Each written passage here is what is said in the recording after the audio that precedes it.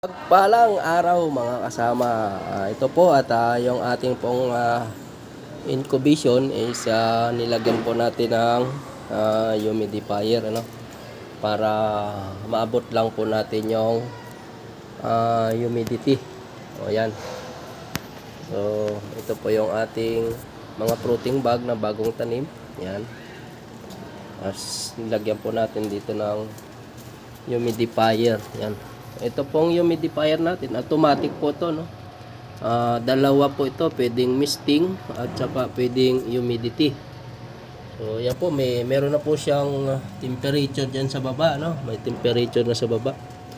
At yan po yung kanyang dapat sundin, ano? Kada maabot po niya yung numero na yan, ay magse-shutdown po siya, no? Tapos kapag bumaba ulit yung humidity, automatic po siyang mag-on. Yan.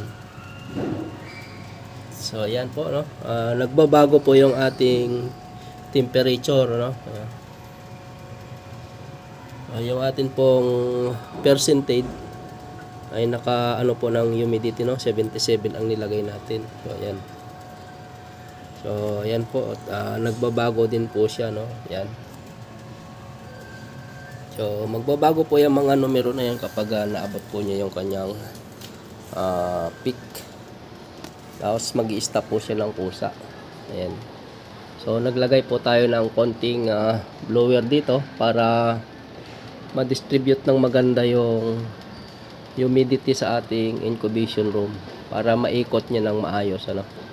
Itatapon niya papunta dun sa dulo yung kanyang humidity. Hinihigop po ng ating exhaust fan, ano. Yan. So yan mga kasama, at yung atin pong fruiting bag na bagong tanim ay ginamitan na natin ng humidifier.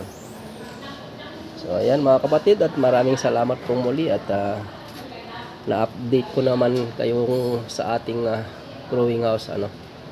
So, marami pa po tayong i-upload, at marami pa rin po tayong mga gamit na dapat nating gamitin, at hindi pa natin nailalabas, ano.